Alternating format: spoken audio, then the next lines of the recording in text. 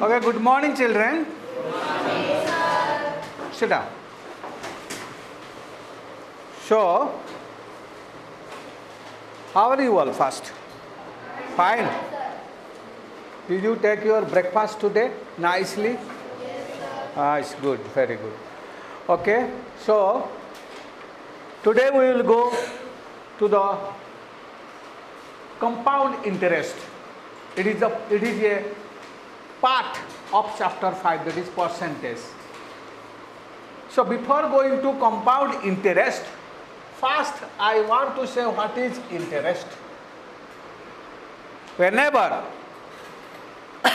your father either keeps some money in the bank or borrow some money from bank, then he always either gives some interest to bank or get the interest. Interest means extra money. Suppose I will keep 5,000 rupees in a bank. After 1 month, after 2 months, after 1 year, when I will need, the bank will give me the interest. Money will be there. My money 5,000 will be there, but extra money for that because I have kept it for 1 year. So it will give some interest. So that excess money or extra money which bank pay to us is called the interest. I think in your standard 7 you have studied about another type of interest, that is simple interest. So simple interest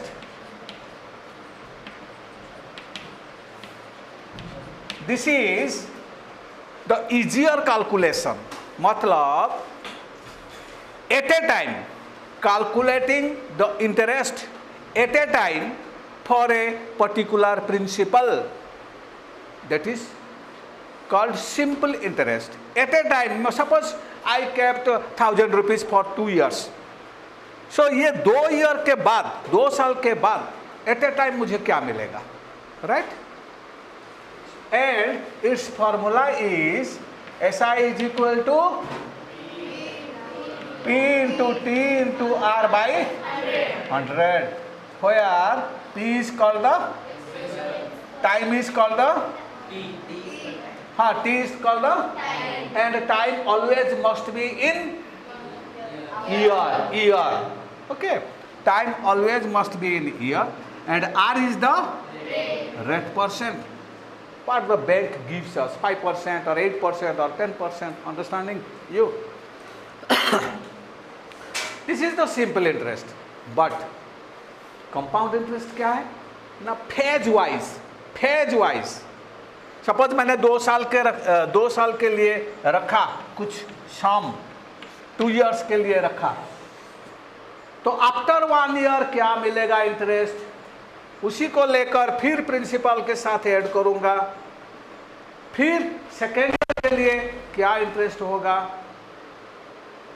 calculating in this way, that will give you the compound interest. Okay, so I am giving one question, by one question I am explaining you, right? Raj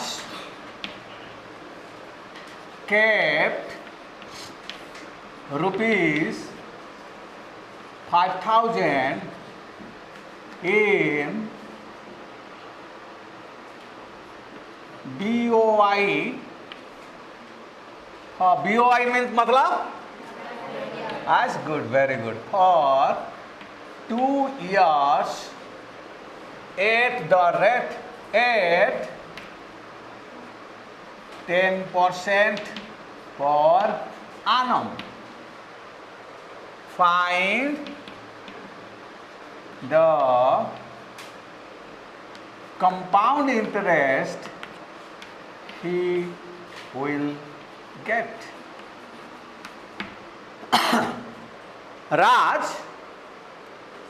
5,000 rupees रखा bank of India में, 2 साल के लिए रखा, 10% interest में वो रखा, bank देता है. तो कितना पैसा वो 2 साल के बाद कंपाउंड इंटरेस्ट कितना मिलेगा उससे, ये this is the question, right?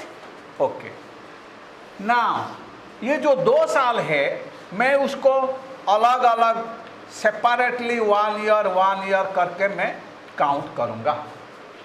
1 year, first year, second year, ऐसे। तो फॉर फर्स्ट ईयर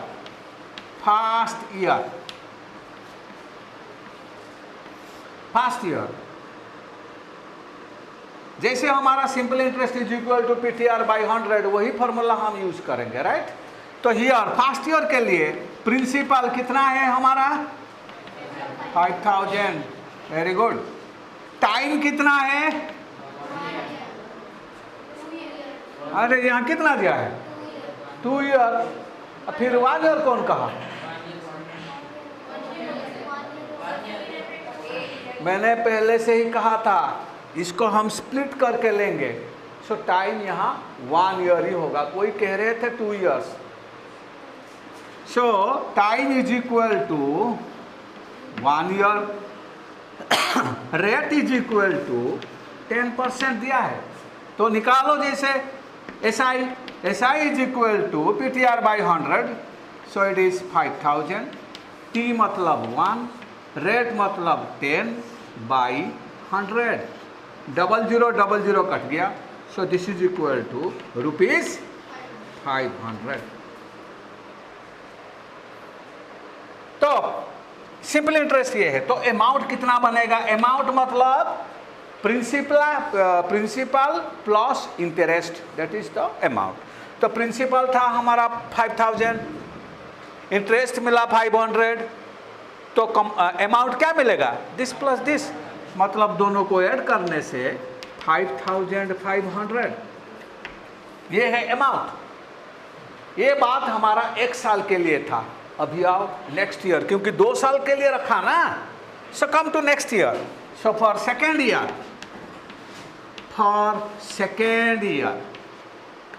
ये जो सेकेंड ईयर के लिए प्रिंसिपल अभी ये बनेगा, दिस, ये जो फर्स्ट ईयर के बाद जो अमाउंट मिला था, क्योंकि वही जाता है ना, फर्स्ट ईयर में जो आकर मिला था बैंक खाते में जो था वही जाएगा सेकेंड ईयर को। तो principal is equal to, understanding some other सीनी, सो प्रिंसिपल अभी ये बनेगा, टाइम वही 1 ईयर, रेट क्या 10%। नाउ फिर वही again apply, SI is equal to P into T into R by 100, so ये हुआ 5500 इंटू T मतलब 1, R मतलब 10 बाई 100, 00 कट गया, तो यहाँ हमको मिला 550, ठीक है? फिर यहाँ भी हम निकालेंगे क्या? Amount. So amount is equal to, था इसी साल में जो था, पहले से नहीं, ये साल में सेकेंड ईयर शुरू में जो था, सो इट इज 5500 प्लस 550, तो इट इज 6050, ये अमाउंट। लेकिन हमको पूछा है कंपाउंड इंटरेस्ट क्या है। अब भी फाइनल जो अमाउंट हमको मिला, फाइनली कितना मिला? ये कितना रखे थे? ये दोनों को माइनस कर दो। सो कंपाउंड इंटरेस्ट विल बी,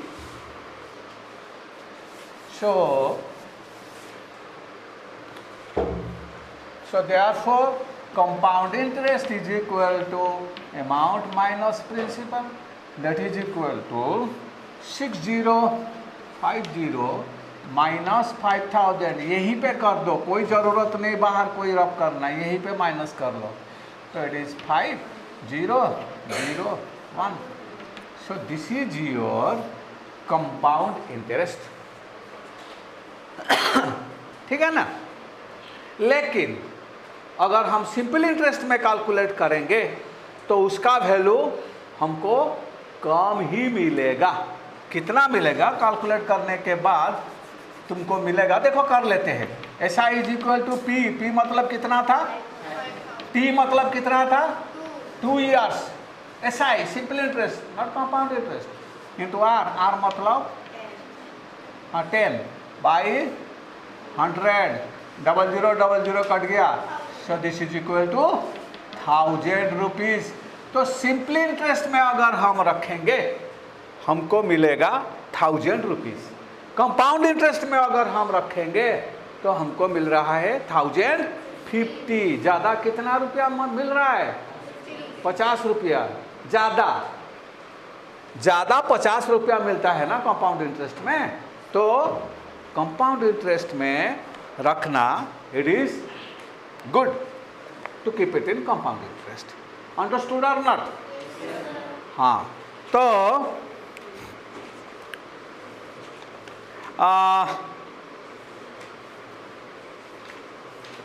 ठीक है।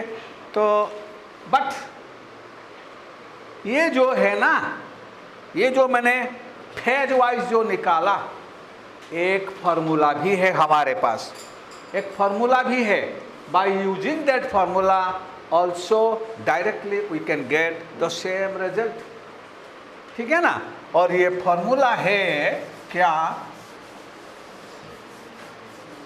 एक फार्मूला है, that formula is amount is equal to P into 1 plus R by 100 to the power n, where A is the amount,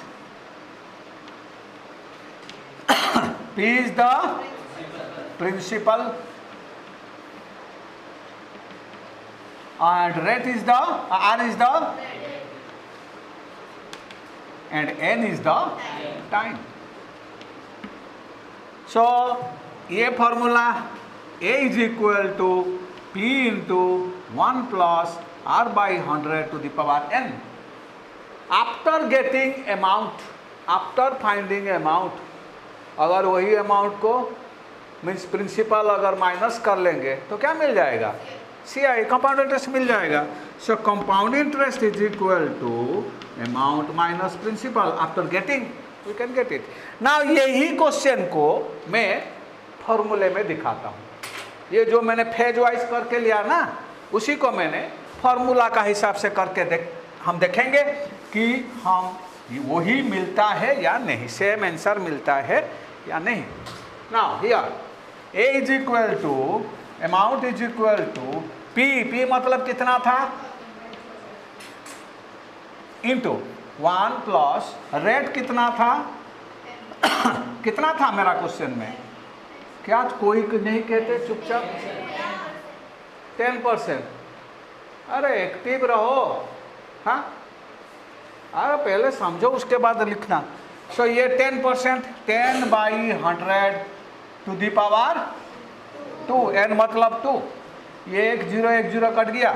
now this is equal to 5000, ये मेरा 1 plus 1 by 10, इसको अगर हम add करेंगे कितना आएगा 11 बाई 10, लेकिन उसका पावर है 2।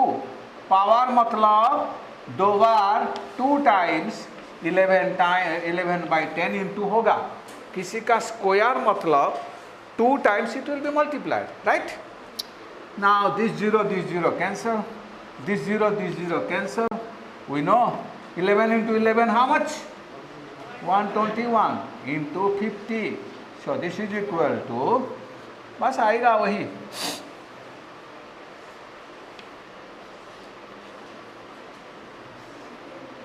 दिस वन क्या है, what is this amount, because in this formula we will get the amount. फिर माइनस कर लो, तो अमाउंट तो ये मिल गया, तो compound interest will be equal to 6500 minus, कितना माइनस करेंगे, 1 मिनट नहीं मुझे ये 5000 हो तो पिछला। अच्छा ये जतिन कितना माइनस करेंगे 6500 से, हम क्या माइनस करेंगे तो हमको कंपाउंड इंटरेस्ट मिलेगा? हाँ कहो, हाँ जोर से कहो ना, 5000, yes you are correct, but जोर से कहो।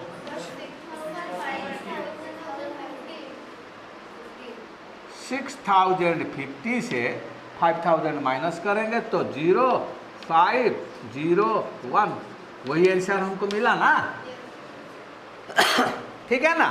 तो by using this formula we can get also the same answer, right? ठीक है। और एक बात कहता हूं, ये जो था हमारा, ये कंपाउंड इंटरेस्ट एनुअली जब हम निकालेंगे, एनुअली दो टाइप का होता है। कुछ bank after 1 year they give the interest, कुछ बैंक्स 6 मंथ्स के बाद, वो भी 6 मंथ्स के बाद फेज वाइज करके वो इंटरेस्ट दे देते हैं। और कुछ बैंक क्वार्टरली भी देते हैं। क्वार्टरली मतलब 3 मंथ्स के बाद, क्वार्टरली। ठीक है। तो interest is calculated either annually और हाफ ईयरली और क्वार्टरली। ये जो फॉर्मूला है ये हमारा एनुअल बेसिस में, एनुअल बेसिस। ठीक है ना। ये जो फॉर्मूला है, लिख दिया। सो ये जो फॉर्मूला है ये है एनुअल बेसिस। ये एनुअल बेसिस में ये फॉर्मूला है। अगर हम हाफ ईयरली को जाएंगे, कुछ क्वेश्चन में हाफ ईयरली देता है कि कंपाउंडेड हाफ ईयरली और सेमी एनुअली, उसका हाफ ईयरली कहते हैं या सेमी एनुअली भी कहते हैं। तो जब सेमी एनुअली होता है या हाफ ईयरली,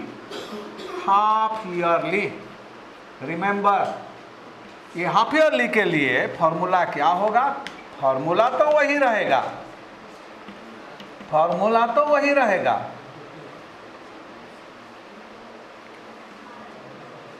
लेकिन ये जो R है ना, वो रेट क्या हो जाएगा? आधा हो जाएगा। मतलब क्वेश्चन में जो रेट दिया जाएगा, क्वेश्चन में अगर 10% है तो रेट का वैल्यू तुम क्या लोगे? 5, आधा हो जाएगा। और टाइम क्या हो जाएगा? डबल हो जाएगा। अगर if it is half yearly और जो टाइम था वो डबल हो जाएगा। बस इतना ही। अंडरस्टैंडिंग और नॉट? सो रेट जो है आधा हो जाएगा और टाइम जो है वो डबल हो जाएगा, इंटू 2 हो जाएगा ना। एक क्वेश्चन तुम्हारा बुक में वही हाफ ईयरली मैं एक लेकर करता हूँ। ठीक है। Question number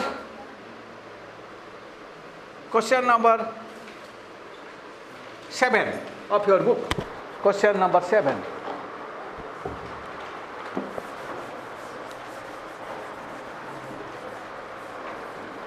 compounded half yearly.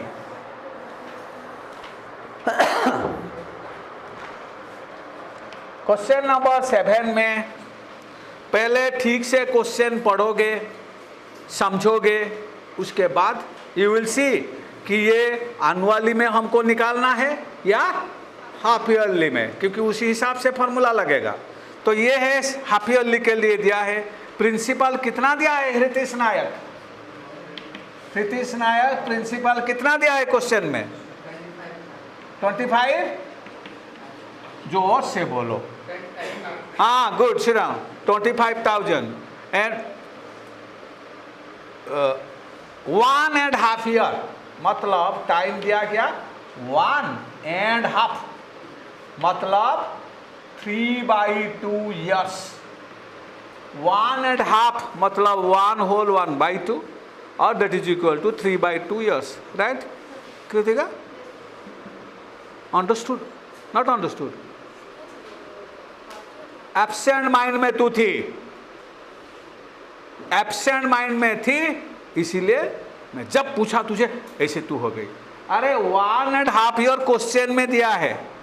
1.5 मतलब 1 and 1/2, ये मिक्स्ड में है, उसको ये कर 2 × 1 2, 2 + 1 3/2 ईयर्स होता है या नहीं? तो फिर क्या है? एब्सेंट माइंड मत हो, look board and concentrate here. So T is equal to this one and rate दिया है 8%।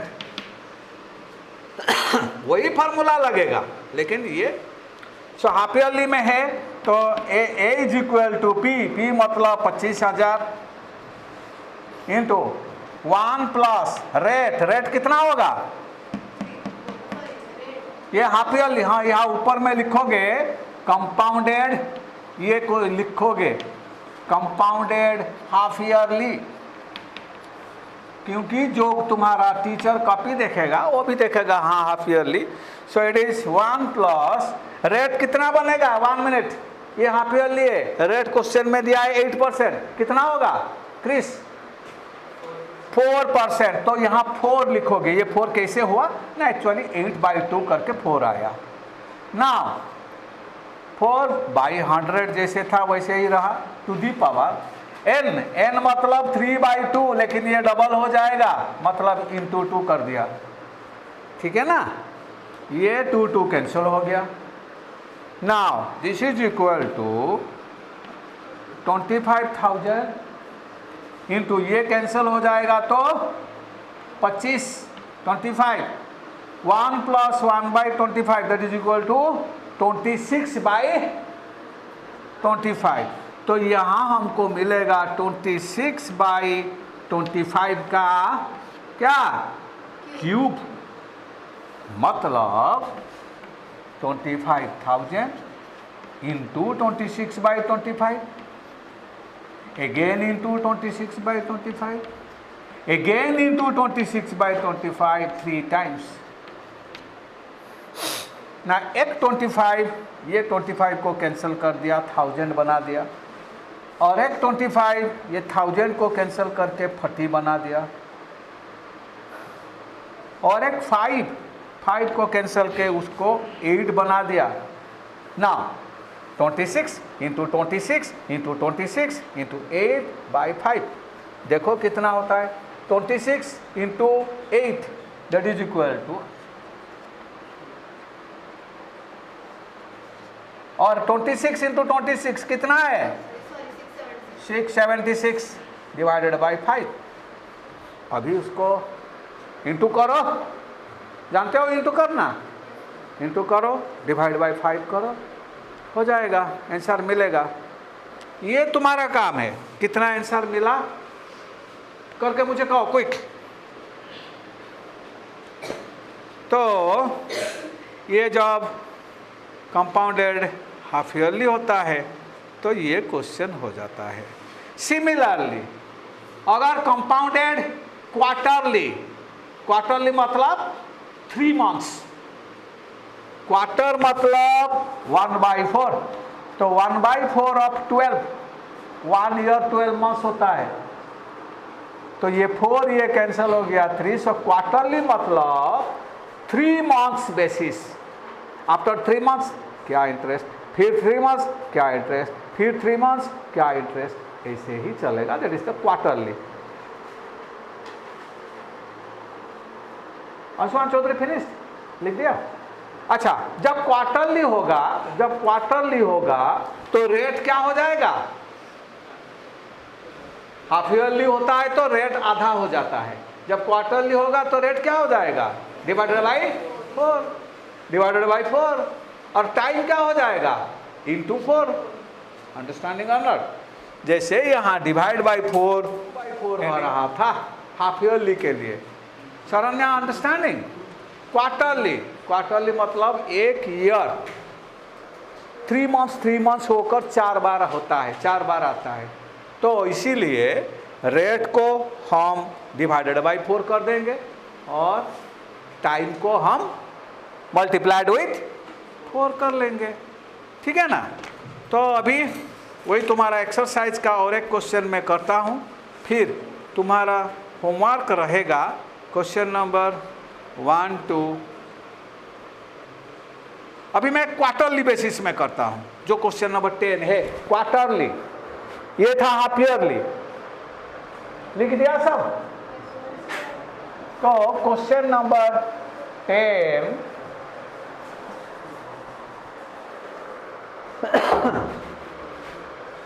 तो क्वेश्चन नंबर 10, कंपाउंडेड क्वार्टरली।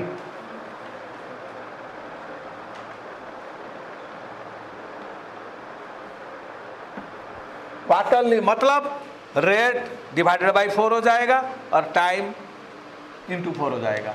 तो यहाँ भी प्रिंसिपल दिया है कितना, 25,000 एंड फॉर 6 मंथ्स टाइम दिया है 6 मंथ्स।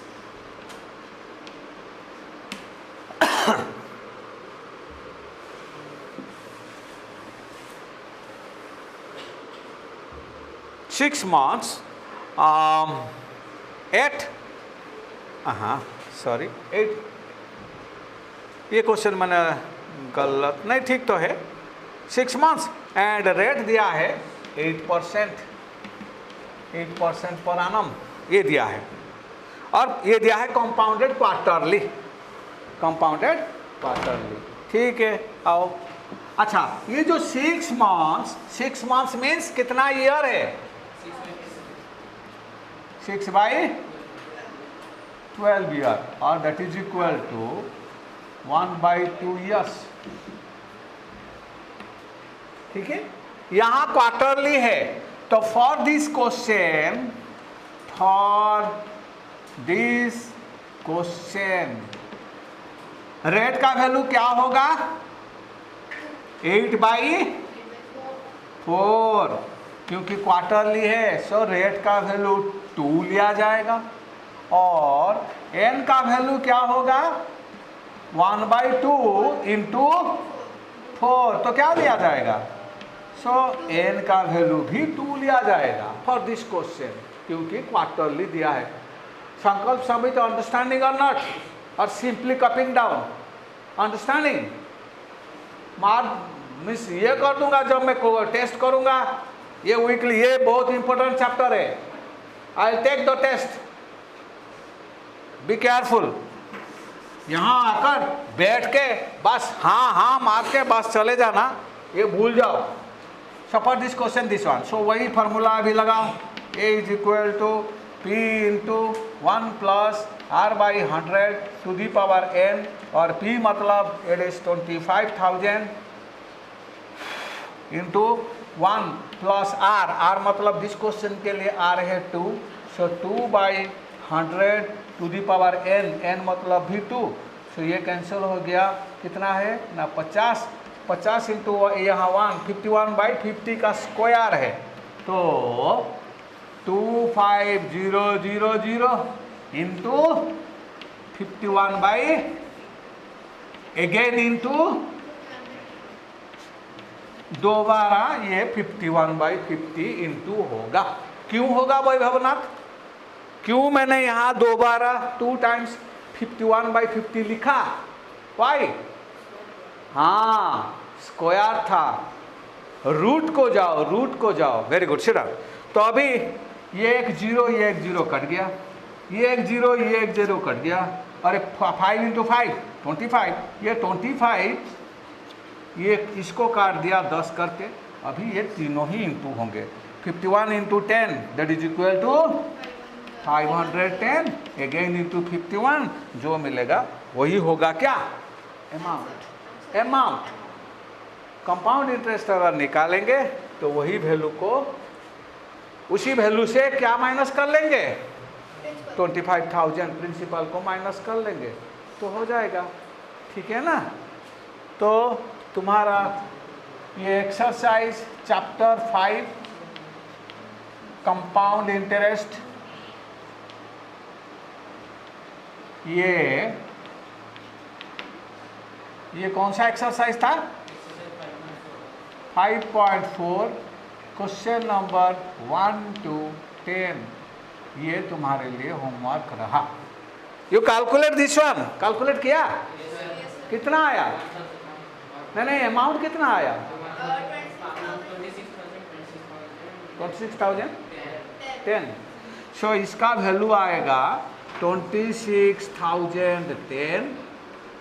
तो सिंपली कंपाउंड इंटरेस्ट क्या होगा ना, 26,010 माइनस ये 25,000, that is equal to rupees 1010, and that's your answer. Answer यही है ना?